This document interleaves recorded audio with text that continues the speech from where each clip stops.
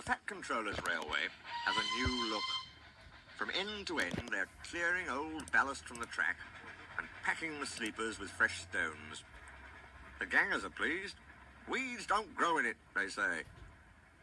And even James has stopped grumbling about dirty sidings. Douglas and Donald disappeared regularly behind the big station, along a line on which none of the others had ever gone. They returned with loaded ballast trains, and were most mysterious about it. "There the wee engines bring the ballast doon for the hills," was all they would say. Soon the engines could talk of nothing else. James and Henry thought the "vera wee engines" must be some kind of magic. "I don't believe it," said Gordon. "Donald and Douglas have pulled our wheels before."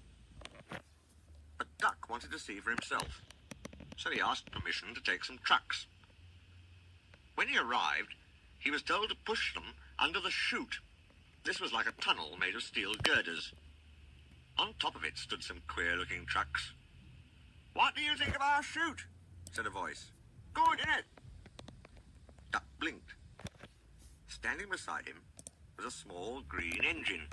"Where did you spring from?" asked Duck. "I've been here all the time," smiled the small engine. "I'm Rex. And you, I'm sure, are Duck. How did you know?" "That's easy. There's only one Great Western engine in these parts."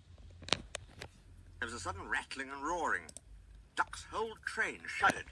What was that?" he asked, startled. "That was our chute. The bottoms of these wagons slide out, and the stones fall through the chute into your trucks. We may be small, but we're quite efficient." Duck puffed away, much impressed. Next time there were 3 small engines. Rex introduced Duck to Bert and Mike. "As you can see," he went on, "the small controllers giving us different coats." "Silly nonsense," grumbled Mike.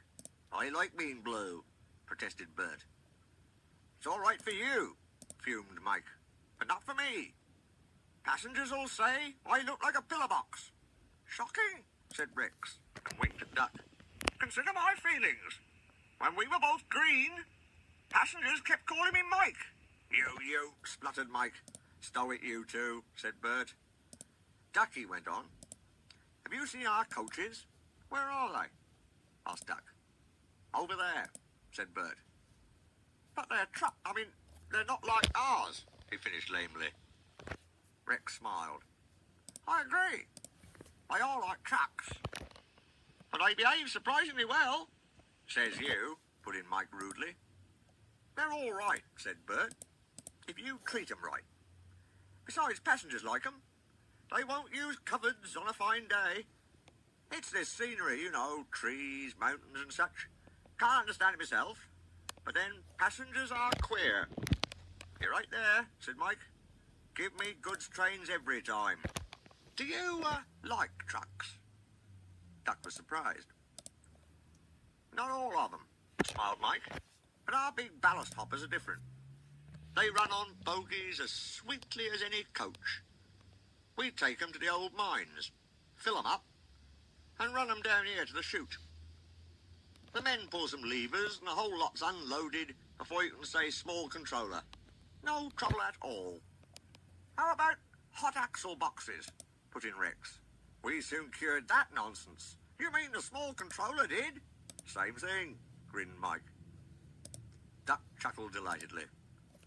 Rex and Mike loved teasing each other.